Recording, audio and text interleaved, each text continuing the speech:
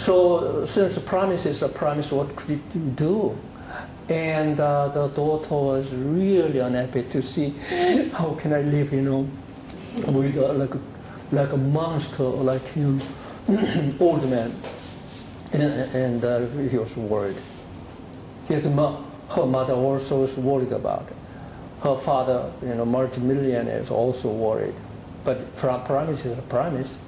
But right at the time, a very young, handsome, tall man just came, another Brahmin.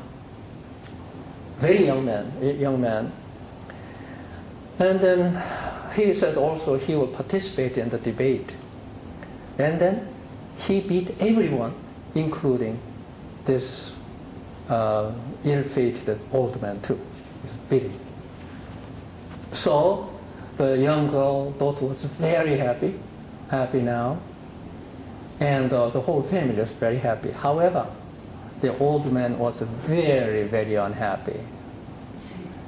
And coming to this young man, look, throughout my life I tried to find a wife, and at last I found one. Now I'm old, but found one. So why don't you, give up and give the young girl to me? And so young man said, no, I cannot do it. I cannot do it. So the old man said, okay, but if you don't give up and give the young lady to me, it's like you are taking my wife away from me. So I'm going to revenge you, not only this life, for many, many lives. And so the Buddha is saying, it's because that old man is now born as a Devadatta, his cousin. And the young lady at the time is born now Yasodhara, the Buddha's wife now. And the young man is I am born as. What is the point? Point is this. In the mind of the old man, war started. Hatred, greed, war. And that continues not only in their life, but many, many rebirths.